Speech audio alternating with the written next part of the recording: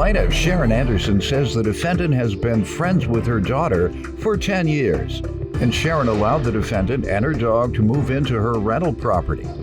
However, the defendant's dog damaged the home, so she's suing. Defendant Emily Safansky says Sharon is like a second mother to her, and although she does admit that her dog damaged the home, she feels Sharon should get more than one estimate for the damages. Start with you. Okay, well, I've known Emily for approximately 10 years. One day, when she was around 10 years old, I gave her and my daughter and another one of their friends $10 to go across the street to get a soda and a bag of chips or, a candy bar. So I come home. Please don't tell me they bought crack instead. No, sir, they're not those kind of kids. That early. Okay. No. So anyway, I was upstairs on the third floor of the house, and the smoke alarm goes off. I told you, yeah, smoke. And so I come running down the stairs. I can predict what's happening. Unbelievable. You go running downstairs. I come running down the stairs, and the downstairs floor is filled with smoke. I look over, and there's smoke coming out of the microwave, and Emily's looking at me. I'm like, Emily, what happened? She says, I don't know. I come over and I open up the microwave, and there's oodles of noodles in there. And unfortunately, Emily, she was only 10 at the time, but she forgot to put water in the oodles of noodles when she was supposed to get a candy bar and a soda, and it blew up the microwave. Well, don't feel bad. I do that today. I've done that 5 times older. All right. But other than that, they're really good girls. They Emily actually is just finishing up her associate's degree, working part-time as a waitress, and my daughter just finished a dental school. All right, good enough. Defendant Emily Safansky is being sued by her friend's mother, who claims Emily's dog damaged her rental property. And you tell me about yourself. So, as Sharon said, I have known Sharon and her daughter for approximately 10 years. And her and her daughter, they mean a lot to me. Sharon herself is like another mother to me. I care about both of them a lot. And her and her daughter, they are a trip. They are so funny. I mean, I'll be over here, doing my own thing, like cooking the noodles, as she said, right? Forgetting to add the water in them, and they're blowing up the microwave. And her daughter over here on the side, they like play fight and horse around, and her daughter gets upset and just wham.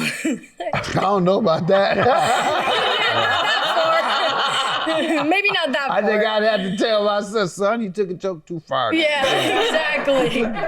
All right, tell me about the property damage you're suing for. What happened here? Okay, so the beginning of March, Emily, her boyfriend, my daughter, and her boyfriend signed a lease to move into my house. And Emily and I had a separate pet agreement for her dog, Tony, the rottweiler, to move into the house as well. They didn't need an agreement for you. They needed one from the co-tenants. That's a big, dangerous dog, but go ahead.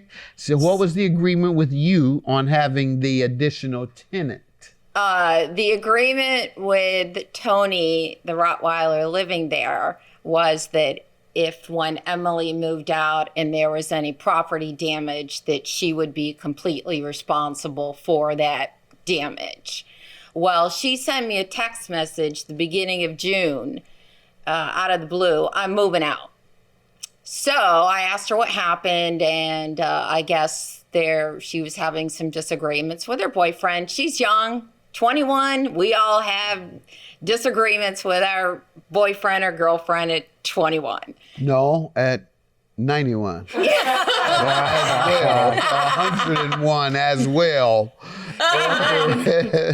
So she moved out, and I went to the house a couple days later, and I noticed the hardwood floor downstairs was heavily scratched.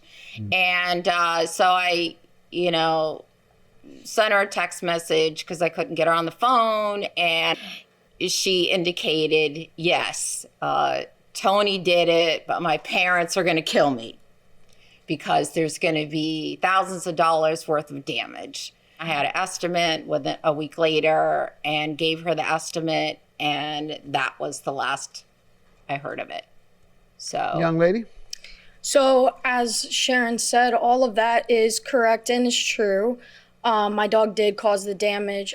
I had no issues there with paying her back. It was just a matter of, well, when and how, pretty much. So, and then another thing, I was also initially under the impression that that pet fee covered any kind of damages or went towards the damages. But then when I reread over the agreement, it did state in there that that was not the case and that it was just a $100 pet fee just to have Tony live there. All right, he paid less than everybody else. That's all. Right. What did everybody else pay? $500 Exactly. a month, and all right, he got a good deal. Exactly. Yeah, don't right. hate on him. That's All right.